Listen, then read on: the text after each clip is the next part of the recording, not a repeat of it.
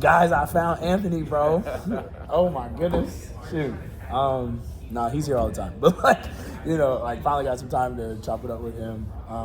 And really, just we're gonna continue the conversation I've been talking about having with him. Because, we've been talking about human-centered design. Yeah. And what that means. And like, I'll kind of let you explain, I guess, what human-centered design means to you. Yep. And then we can I'll ask you another. Yeah, I think human-centered design is recognizing that there's a problem that I'm trying to solve. Whether that's for a business, a process, procedure, framework, whatever you are designing, right? I recognize a problem and I want to design a solution for that. Human-centered design just says that we are going to put the person or the group of people or the companies that we're solving the problem for in the center. And everything that we do is going to center around them. And it forces us to leverage customer discovery, where you go out and talk to folks and who are experiencing the problem, and you ask them about their experience of said problem. You don't tell them about what you're trying to do. You don't tell them about what you've already accomplished. You really just want to deeply understand from their perspective and their lens, because that is what gives you the insight to build a better process, build a better service, build a better product, build a better framework. Human-centered design could be used to create new workflows for people in your company. Human-centered design could be used to create a tech product that you want to scale and make $1 billion off of. Either way, the idea is that we're going to focus on the people that we serve. We're going to put them in a circle, and focus all of our energy on how we serve them the best way, and see what results come from that. And so, that's the approach I take in my work as a health and wellness entrepreneur. We spent a lot of time talking to patients and community members about their health and how they want to be engaged around their health. And then we went back and made a lot of iterations around our business models, so that we made sure that we were meeting them where they're at, and it's done wonders for us. I think that's everything. No, yeah. I mean, I guess because as we apply it to spacewood, trying to figure out how our product impacts our customer. Not even saying, oh, we care for people this way, or we teach people this, right?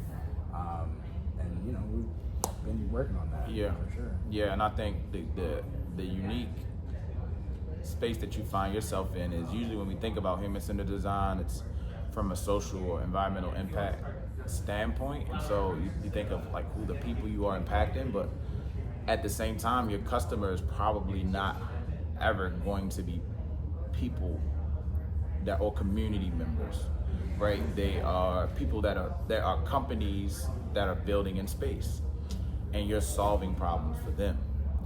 And so, but the same framework should be used, right? And so if we're building or creating solutions for NASA or SpaceX or whoever, we put them in the center the same way.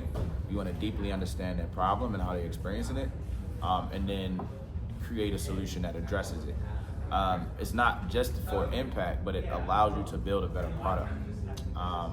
A product that is more likely to be bought, and a product that is more likely to scale because people actually want it, because it's centered around their needs in a way that it wouldn't be if you didn't use the human-centered design framework. Yeah. I think you're right. And that's really,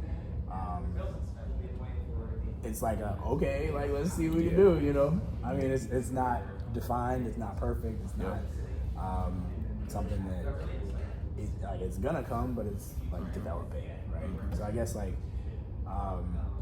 you have a venture. As a founder, how does human-centered design, because I'm sure somebody is founding something at some point out there, wherever we post this, but I guess how has human-centered design affected your space, in your expertise with your venture? And just kind of sharing a little bit about what your venture is too. Yeah. Because I haven't said anything about Yeah, so Movotico is a health company that uses exercise, community, and lifestyle education to improve health outcomes for community members in and around Baltimore, mostly with chronic conditions like diabetes, hypertension, and people recovering from stroke. And we also have a pre-diabetes program that we're about to launch. Human-centered design and customer discovery were extremely important. You know, I am from here, I'm a community member. I'm a health and wellness professional, and I worked in healthcare for a while in the physical therapy space. So the way that I thought about my business or the service that I offered, I wanted it to be tailored and one-to-one. So everybody who had their unique medical condition or concerns, we could address it directly. You would work directly with a exercise trainer professional. On one side, just from a business aspect, right, it's harder to scale that way. I don't think I was as aware of it at the time, but you can only see one person per hour, right? So let's start there. Business model wise, we had a scale issue that I didn't know was coming. On top of that though, from the interviews that we did during customer discovery, we learned that community was the number one enabler to people staying engaged in a healthy activity. Whether that be a workout partner, a sports team, a fitness group, a run club, whatever it is, community always came through the interviews. It was a common theme when people stayed engaged. And so to do one-on-one treatment takes away any opportunity to be in community. I didn't want to do group classes. I just didn't like it. I wanted to do, I'm not a physical therapist, but I'm a physical therapist. Like, you know, I grew up working in that space. My business partner actually is a physical therapist, and I just had, this is the way we do things type of deal. And the more I heard community, the more I realized it was important to build a community for folks, and then also recognize that, hey, this also has an impact on our business model, because now I can see 15 people in an hour, not just one. I might have to drop the price point, but I can get more volume. And we can still engage people directly through online platform, conversations offline after workouts, or, you know, when they reach out and need additional support, guidance, or what have you, connection. So we can still have some of that individualized stuff, but most of the work will be done in community, which allows us to scale a little bit better. And so we built a program where we had, you know, weekly drop-in classes for anybody in community could come, and then a more direct and engaged program for people with chronic conditions, where they got a Fitbit watch, rewards for reaching health goals, more targeted health nudges, all kinds of other perks to try to improve their health outcome. But they would still, when they came to work out, would be working out in those community classes that anyone could come to. So we got this community of people from the city, and specifically this community of people with diabetes, hypertension, or pre-diabetes that are getting better together. The other thing that we learned, right, like, is that there are barriers that prevent people from having the capacity to engage in healthy activity long term. One of them being childcare, right? If I got a kid or multiple kids, it's hard to show up at 6 p.m. to a workout class. I'm trying to, you know, coordinate their stuff. They got bedtimes, all of that, right? I got to find a babysitter. Where do they go while I work out? And without human-centered design, we would not have recognized this as a problem. We would have just said, this is a program for adults. Find somewhere for your kids and come to class if you can. But we learned that there was a barrier, so it opened the door for us to find a solution, which was to simply invite the kids to class, assuming they're about 5 years old or older. And what we learned is that when we did that, the kids worked out right alongside their parent, were super engaged, and even held the parent accountable, like, hey, I want to come back, because they had fun. And it built this multi-generational kind of culture or effect in the gym, where we had, you know, grandma or your folks 50, 60 and over, you had your 25 to 40-year-old age group, and then you had some kids.